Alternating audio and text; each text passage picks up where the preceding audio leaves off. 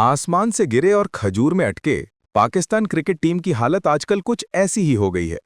टी20 world cup में अपनी बेइज्जती का वर्ल्ड टूर करवाने के बाद पड़ोसियों को लगा था कि चलो अब अपनी धरती पर बांग्लादेश को बुलाकर कूटेंगे और थोड़ा कॉन्फिडेंस वापस लाएंगे। लेकिन भाई साहब, यहां तो पासा ही उल्टा पड़ गया। बांग्लादेशी टीम रावलपिंडी के मैदान पर ऐसे खेल रही है जैसे वो कोई इंटरनेशनल टेस्ट मैच नहीं बल्कि गली मोहल्ले के बच्चों के साथ प्रैक्टिस कर रहे हों। आपको याद होगा, वर्ल्ड कप से पहले भी पाकिस्तानियों ने बांग्लादेश को बड़ा भाई भाई बोला था। लेकिन क्रिकेट के मैदान पर कोई किसी का सगा नहीं होता। बांग्लादेश ने इनकी जो हालत की है वो देखकर लगता है कि पाकिस्तान क्रिकेट में अब सिर्फ मीम मटेरियल ही बचा है। और इस टेस्ट सीरीज में जो सबसे बड़ा मीम बना है वो है रनिंग बिटवीन द विकेट्स और गेम अवेयरनेस का वो किस्सा जिसने सबको हंसने पर मजबूर कर दिया। जरा इस सीन को समझिए। मैच चल रहा था, गेंदबाजी कर रहे थे बांग्लादेश के मेहदी हसन मिराज और सामने थे Mohammad Rizwan. Non striker end पर खड़े थे सलमान अली आगा। रिजवान ने एक शॉट खेला, गेंद सीधे सलमान के पास गई। अब कायदे से गेंद गेंदबाज को वापस देनी चाहिए। सलमान भाई ने गेंद पकड़ी और मेहदी हसन को देने की कोशिश की, लेकिन मेहदी हसन तो फुल चालाकी मोड में थे। उन्होंने सलमान के हाथ से गेंद तो नहीं ली बल्कि उन्हें ही रन आउट कर दिया। अब भाई साहब, सलमान अली आगा का जो पारा हाई हुआ है क्या बताएं। उन्होंने मैदान पर ही अपना बल्ला और हेलमेट ऐसे फेंक दिया जैसे कोई बच्चा गली क्रिकेट में आउट होने पर अपनी बैट लेकर घर जाने की जिद करता है। उन्हें लगा कि ये तो क्रिकेट की स्पिरिट के खिलाफ है। बांग्लादेशी हमारे दोस्त हैं, उन्होंने धोखा कैसे दे दिया। लेकिन मेरे मासूम पाकिस्तानी दोस्तों, इसे स्पिरिट ऑफ क्रिकेट का रोना नहीं बल्कि लैक ऑफ गेम अवेयरनेस कहते हैं। आईसीसी का नियम बिल्कुल साफ है। जब तक गेंद डेड यानी कि मृत घोषित नहीं हो जाती, आप फील्ड ऑफ प्ले में गेंद को हाथ नहीं लगा सकते। सलमान भाई ने तो गेंद उठा ली थी। अगर अंपायर चाहता तो उन्हें ऑब्स्ट्रक्टिंग द फील्ड के नियम के तहत भी आउट दे सकता था। लेकिन वही बात है ना, रूल बुक पढ़ने का टाइम किसके पास है। मेहदी हसन ने नियमों के दायरे में रहकर जो किया वो बिल्कुल स्मार्ट क्रिकेट था। और सलमान भाई मैदान के बाहर जाकर हेलमेट पटक रहे थे। खैर, मैदान पर तो पाकिस्तानियों की फजीहत हो ही रही है, लेकिन असली बवाल तो मैदान के बाहर कट रहा है। और ये बवाल इतना बड़ा है कि इसमें अब इंडियन फैंस, आईपीएल की टीमें और बॉलीवुड के मीम्स सब शामिल हो गए हैं। चलिए आपको इंग्लैंड लेके चलते हैं, जहां आजकल द 100 नाम की लीग चल रही है। आपको पता ही होगा कि आईपीएल के मालिकों के पास इतना पैसा है कि उन्होंने दुनिया भर की क्रिकेट लीग्स को अपना मोहल्ला बना लिया है। साउथ अफ्रीका हो, वेस्ट इंडीज हो या यूएई, सब जगह इंडियन फ्रांचाइजी का जलवा है। अब इंग्लैंड के क्रिकेट बोर्ड ने भी अपनी द 100 लीग में प्राइवेट इन्वेस्टमेंट की इजाजत दे दी है। और जैसे ही दरवाजा खुला, हमारे आईपीएल ओनर्स अंदर घुस गए।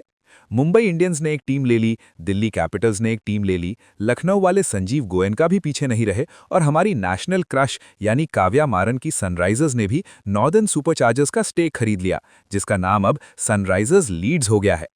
अब आप कहेंगे कि अरे वाह, इंडिया वाले छा रहे हैं, इसमें दिक्कत क्या है। दिक्कत है मेरे भाई, बहुत बड़ी दिक्कत है। साउथ अफ्रीका की लीग में जब इंडियन ओनर्स गए थे तो उन्होंने साफ कह दिया था कि हम पाकिस्तानी प्लेयर्स को नहीं खिलाएंगे। लेकिन इंग्लैंड की लीग में ऐसा कोई नियम नहीं है। वहां पाकिस्तानी खिलाड़ी ऑक्शन में आए और यहीं से सारा रायता फैल गया। हाल ही में द 100 का ड्राफ्ट हुआ। सनराइजर्स लीड्स ने अपनी टीम के लिए बोलियां लगानी शुरू की। उन्होंने उस्मान तारिक को खरीदा। चलिए ठीक है, लेकिन बवाल तब मच गया जब काव्या मारन की मैनेजमेंट ने अबरार अहमद नाम के पाकिस्तानी मिस्ट्री स्पिनर को अपनी टीम में शामिल कर लिया। कीमत लगाई गई 2 करोड़ 34 लाख रुपए, यानी ऑलमोस्ट 23,000 पाउंड्स। अरे भाई, ये इंडियन रुपीस में 2 करोड़ हैं। अगर आप इसे पाकिस्तानी रुपीस में कन्वर्ट करेंगे तो कैलकुलेटर भी हैंग हो जाएगा। अबरार अहमद की तो मानो लॉटरी लग गई है। वो शायद इतने पैसों से पूरे पाकिस्तान का 1 साल का कर्जा चुका देंगे। लेकिन क्या ये सिर्फ एक क्रिकेट डील है? जी नहीं। इंडियन फैंस का गुस्सा 7वें आसमान पर है और सोशल मीडिया पर #बॉयकॉट SRH ट्रेंड कर रहा है। क्यों? क्योंकि ये अबरार अहमद कोई आम पाकिस्तानी क्रिकेटर नहीं है। ये वही जनाब हैं जिन्होंने कुछ साल पहले भारत के वीर सपूत विंग कमांडर अभिनंदन वर्धमान का सरेआम मजाक उड़ाया था।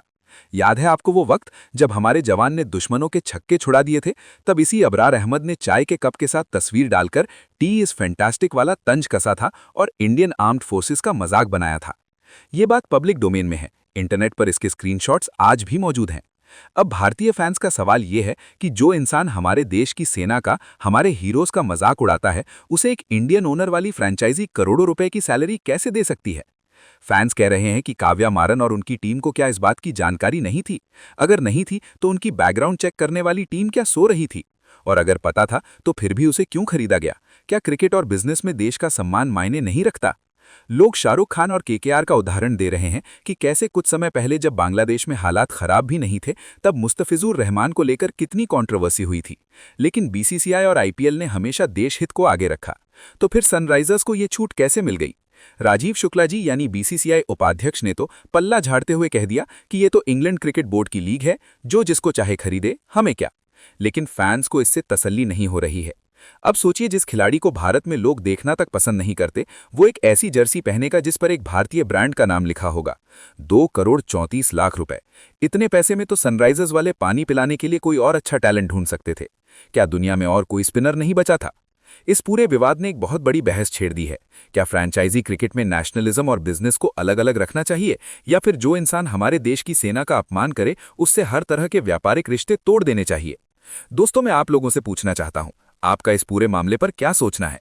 क्या सनराइजर्स को अबरार अहमद का कॉन्ट्रैक्ट तुरंत रद्द कर देना चाहिए? क्या सोशल मीडिया पर चल रहा बॉयकॉट का ट्रेंड सही है?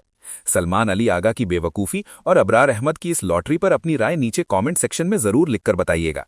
अगर आपको ये वीडियो पसंद आई हो तो इस वीडियो को लाइक करें, अपने दोस्तों और क्रिकेट फैंस के साथ इसे जमकर शेयर करें ताकि उन्हें भी ये पूरा ड्रामा समझ आए। और हाँ, अगर चैनल पर नए हैं तो सब्सक्राइब का बटन दबाकर घंटी बजाना बिल्कुल मत भूलना। मैं मिलता हूं आपसे अगली वीडियो में एक और नए क्रिकेटिंग ड्रामा के साथ। तब तक के लिए अपना ख्याल रखें। जय हिंद।